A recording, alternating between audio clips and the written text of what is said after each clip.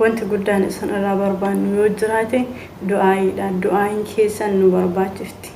Du'aayin keessan waan hundumaa maaliif namoota baay'ee kana keessa nama tokkoof Rabbi dhagahee sababa godhee du'aayin sun qeebalamte amantii qabdaniin kiristaana musliima osoo hin jenne Rabbiin kadhadhaafi. Du'aayi keessan waan guddaa irra kaawaa nama gochuu danda'u Rabbi waan ta'eef Rabbiin akka kadhattaniif kabajaan isin gaafannaa. Isiniifis bakka jirtanitti Rabbi fayyaa haa kennu. Hunduma keenya Rabbi hamtuu nu duubaan dhuftu nurraa haa qabu. Hanga waa baay'ee wal jala figuu irraa wal bira dhaabbannee waa hundaa wal jabeessu galatooma ulfaadhaa.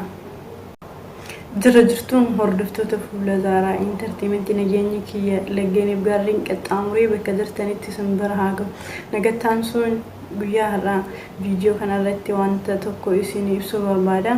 Dhiyeenya kana akkuma namni hunduu beektan waa'ee riidii irraa gara waan biraa ceenee hojjechuunii fi waan biraa haasa'uun hedduu nutti ulfaatee jira. Haa ta'u malee haala riidiin keessa jiru namni baay'een hubachuu fi namni hedduun waliin dhaabbataa ture.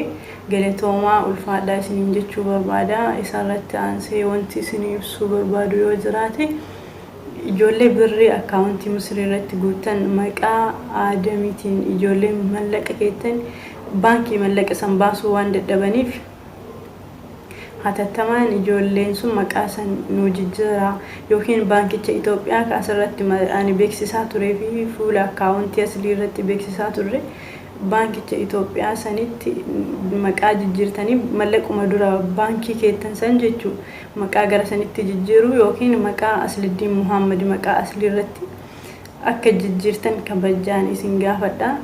Amma booda ijoolleen mallaqaa maqaa aadamii fi maqaa tamaamii irratti gara Misrii ergitan hin ergina.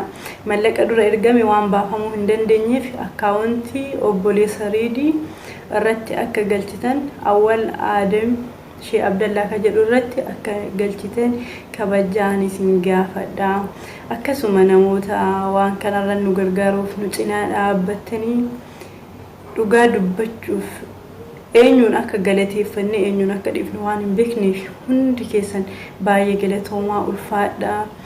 Akka wanta nu feene olitti gammachuu guddaa hangana hin jedhamnee fi maal jedhan akka kiyyatti akka ibsu hin beekon baay'ee isin galateeffanna. Ummata hangana baay'eetu ummata hangana nama rifatu jiras jedhee yaadu.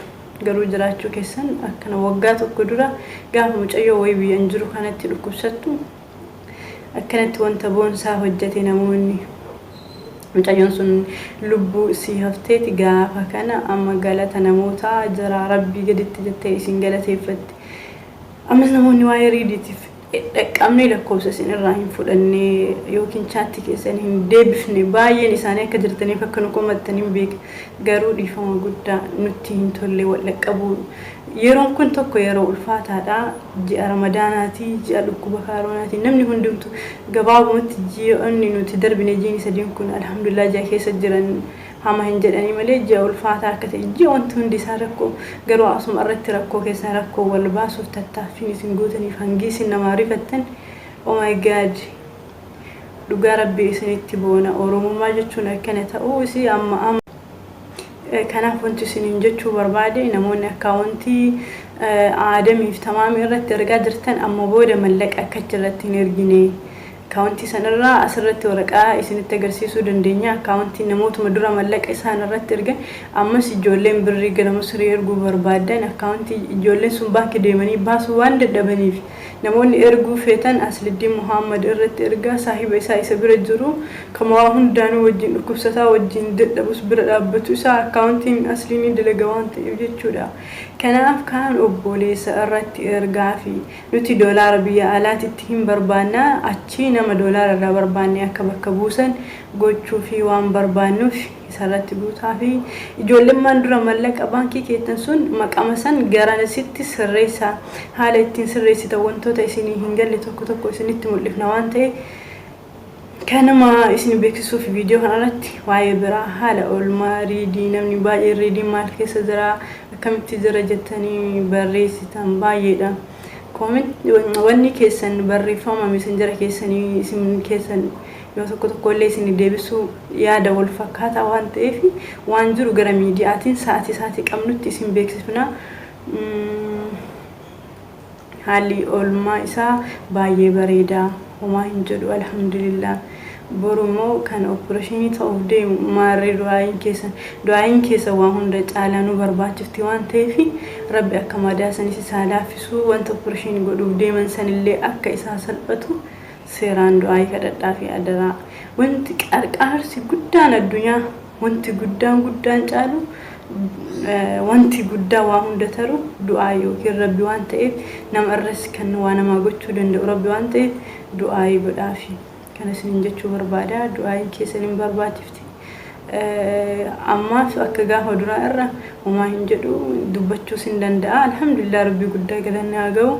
Kanaaf boru opereeshinii ta'uuf deemu maarree du'aayi kadhadhaa fi du'aayi isinirraa barbaanne waan guddaa gargaarsi guddaan kana ala akkaawuntii san sirreeffadhaa tamaamii fi aadama irratti namoonni ergitan mallaqa dura baankii galee waan baasuu dadhabaniif maqaa san sirreessaa maqaa siliddiin yookiin maqaa obboleessaa reedii irratti deebisaa.